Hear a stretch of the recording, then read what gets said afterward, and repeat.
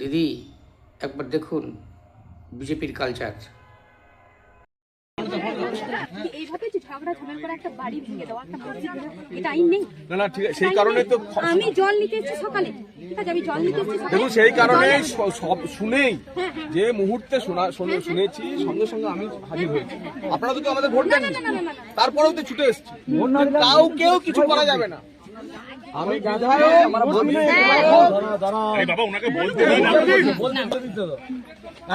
একটা জিনিস মন থেকে বার করে দিতে হবে যে তৃণমূল কংগ্রেসের ক্ষমতায় নেই, এটা মাথা থেকে বের করে দিতে হবে। বেরিয়ে গেছে তো? এবার বিজেপির শাসনে আমরা কাউকে তোষণও করব না। আমাদের মডেল হচ্ছে সবকা সাথ সবকা বিকাশ, কেউ বঞ্চিত হবে না। সেই জন্য আমি ছুটে এসেছি। আমি বিজেপির বিধায়ক, প্রথম ছুটে এসেছি আপনাদের কাছে। হ্যাঁ, যা হয়েছে অন্যায় হয়েছে, যারা করেছে আমি ক্ষমা চাইছি।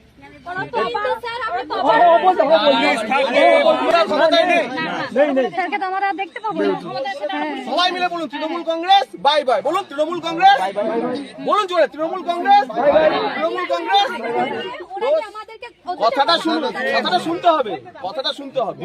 তৃণমূল যে আর নেই সেটা মাথা থেকে বের করে দিন। এবার শুনুন, বিজেপির বিধায়ক দাঁড়িয়ে আছে, আমি ছুটে এসেছি আপনাদের কাছে। আর কিচ্ছু হবে না। কেউ চাইনি, কেউ হয়নি, এরকম ঘটনা ঘটে, সাময়িক প্রতিক্রিয়ায় কোনো ঘটনা ঘটে গেছে। তার জন্য আমি আপনাদের কাছে ক্ষমা চাইছি। ঠিক আছে, তার জন্য আমি আপনাদের কাছে ক্ষমা চাইছি যে আর কিছু হবে না। এবং ওসি সাহেব, যদি আর কোনো ফার্দার কিছু হয়, যেই হোক, মানে মেরে ফাটিয়ে অ্যারেস্ট করে ঢুকিয়ে দেবেন। 5 বছর সেন্ট্রাল ফোর্স দিয়ে দিচ্ছি, আপনারা নিজের নিজের এলাকায় আপনারা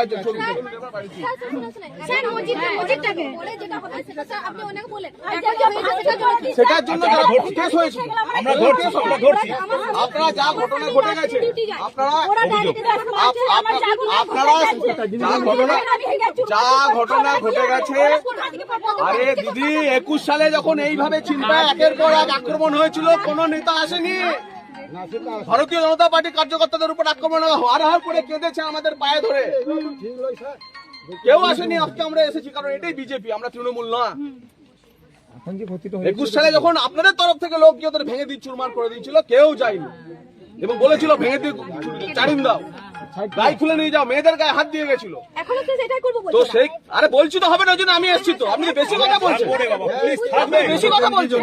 আপনি কমপ্লেন জমা দিন, আপনি নাম করে বিজেপির লোকদের বেছে বেছে গেট কাটতে নেওয়া হয়েছিল, চাকরি করতে দেয়নি।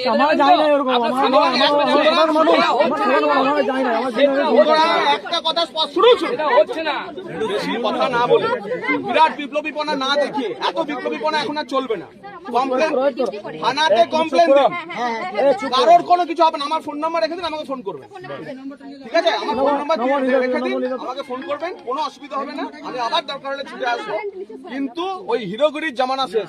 ঠিক আছে স্যার, ঠিক 100 বার, ঠিক আছে না? গত 15 বছরে এই কমলপুর গ্রাম চিনবাইকে যা যা করেছে, সেই হিরোগিরির জামানা শেষ। এটাই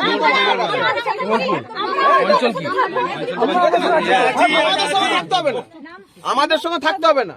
আপনার ইচ্ছে মতো, এটাই তৃণমূলের সঙ্গে আমাদের বিজেপি পার্থক্য। যা ইচ্ছে মতো সেই পার্টি করবেন আপনি, কোনো অসুবিধা নেই, কিন্তু হিরোগিরি আর করা যাবে না। হিরোগিরি আর করা যাবে না। এই যে ঘটনা ঘটেছে, সেই ঘটনায় স্পেসিফিক কেস হচ্ছে তো, ওরা কমপ্লেন দিন, আপনারা কমপ্লেন দিন। যা ঘটনা হয়েছে একজন কমপ্লেন করবেন, সবার ঘটনা দিন। বলুন কে দেবে? মসজিদ কমিটি থেকে দেওয়া হয়েছে তো, ঠিক আছে। তার আমরা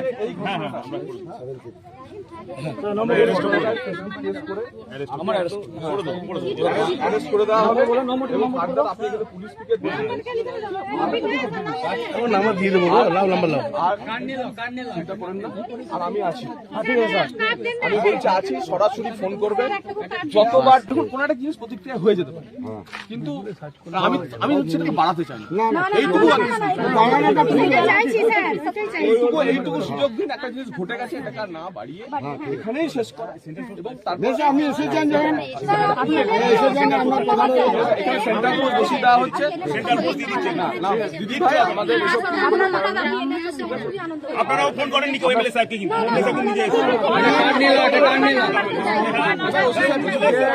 ভিডিও না করে দুটো কথা শুনে, এখানে আমরা সব জায়গায় ডিউটি শিল্পের বহু জায়গায় আমরা ডিউটি করেছি, ওখানে করেছি।